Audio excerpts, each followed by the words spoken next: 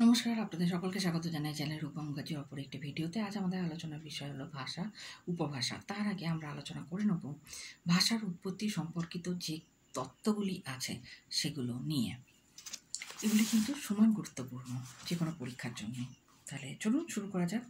পণ্ডিতদের মধ্যে যেসব তত্ত্ব নিয়ে আলোচনা চলেছিল সেরকম কয়েকটি তত্ত্ব আমরা এখন আলোচনা করব। প্রথম তত্ত্ব হলো বৌ তত্ত্ব, BOW থিওরি, বৌ থিওরি। এই তত্ত্ব অনুসারে মানুষের আদিম ভাষার উৎপত্তি হয়েছিল স্বাভাবিক ধ্বনির অনুকরণ থেকে। কুকুরের মতো পশুর ডাক অনুসরণ থেকে মানুষের ভাষা সৃষ্টি হয়েছে।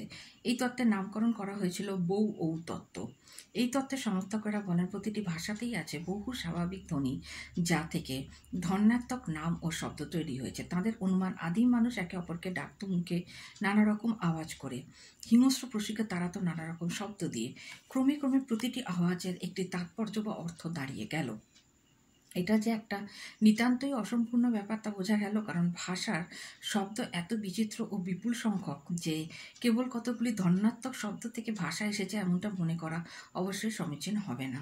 দ্বিতীয় তত্ত্ব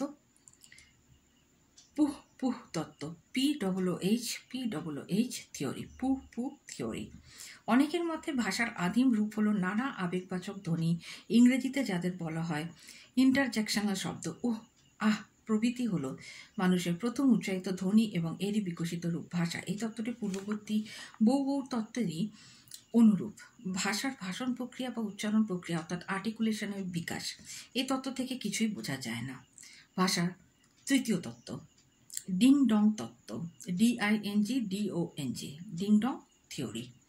ধ্বনি ও অর্থের সম্পর্ক আছে, এইটি এই তত্ত্বের মূল কথা। আদিম মানুষ স্বতঃস্ফূর্তভাবে কতগুলি ঘটনায় সাড়া দিত। এই সাড়া দেওয়ার সহজাত ক্ষমতা থেকে সৃষ্টি হয়েছে বহু শব্দের। চতুর্থ তত্ত্বটির নাম হো তত্ত্ব, YOHEHO থিওরি। শ্রমিকরা দলবদ্ধভাবে যখন কোনো শ্রমসাধ্য কাজ করে তখন তারা শ্রমের লাঘবের জন্য কতগুলি ছন্দবদ্ধ আওয়াজ করে। এটিকে বলা হয় হো তত্ত্ব। দেহভঙ্গির তত্ত্ব বা গেস্টার থিওরি। এই তত্ত্ব অনুসারে দেহভঙ্গি থেকেই ভাষার শব্দের উৎপত্তি হয়েছে। এই তত্ত্বের সমর্থকরা তাদের তত্ত্বের সমর্থনে উত্তর আমেরিকার রেড ইন্ডিয়ানদের ব্যবহৃত সাংকেতিক ভাষা বা সাইন ল্যাঙ্গুয়েজের কথা বলেন। বিভিন্ন উপজাতির ভাষা বিভিন্ন, তা সত্ত্বেও সাংকেতিক ভাষা ব্যবহার করে এক উপজাতির মানুষ অন্য এক উপজাতির মানুষের সঙ্গে কথাবার্তা চালাতে পারত। ষষ্ঠ তত্ত্ব লা তত্ত্ব, LA অর্থাৎ লা থিওরি। বিশিষ্ট ভাষাতত্ত্ববিদ অটো এসপেকশন বলেছেন, যদি কোনো তত্ত্ব দিয়ে ভাষার উৎপত্তি ব্যাখ্যা করতে হয় তাহলে সেই তত্ত্বটি হবে লা তত্ত্ব। মানুষের আবেগ, প্রেম বা আনন্দ অনুভূতি সূচক অভিব্যক্তি থেকে ভাষার উৎপত্তি হওয়া সম্ভব। আবেগ বা বুদ্ধিবৃত্তির মধ্যে যে বিশেষ ফারাক আছে সে সম্বন্ধে অবশ্যই ভাষাবিদ এসপেকশন অবহিত ছিলেন। উপরোক্ত তত্ত্বগুলির মধ্যে কোনো বৈজ্ঞানিক ব্যাখ্যা নেই। বিংশ শতকে ভাষার উৎপত্তির বৈজ্ঞানিক ব্যাখ্যা খোঁজার চেষ্টা চলেছে এবং তাই নিয়ে তৈরি হয়েছে গ্লসোজেনেটিক্স, যার অর্থ হলো মানব ভাষার গঠন ও বিকাশ সম্বন্ধীয় বিদ্যা। এতে বিজ্ঞানের যে শাখাগুলির প্রয়োগ হয় তা হলো জীববিদ্যা, নৃতত্ত্ব, মনোবিজ্ঞান, চিহ্নবিজ্ঞান, স্নায়ুতন্ত্র, ভাষাবিজ্ঞান, প্রত্নবীজবিদ্যা ও পুরাতত্ত্ব। অর্থাৎ এখান থেকে সবথেকে গুরুত্বপূর্ণ বিষয় সেটা হলো যে গ্লাসকোজেনেটিকের অর্থ কী। গ্লাসকোজেনেটিকের অর্থ হলো মানব ভাষা গঠন ও বিকাশীয় সম্বন্ধী বিদ্যা। আর বৈজ্ঞানিক কোন শাখাগুলি প্রয়োগ করা হয় বর্তমানে এই ভাষা সম্পর্কিত যে বৈজ্ঞানিক ব্যাখ্যা রয়েছে তা খোঁজার জন্য, সেগুলি হলো জীববিদ্যা, নৃতত্ত্ব, মনোবিজ্ঞান, চিহ্নবিজ্ঞান, স্নায়ুতন্ত্র, ভাষাবিজ্ঞান,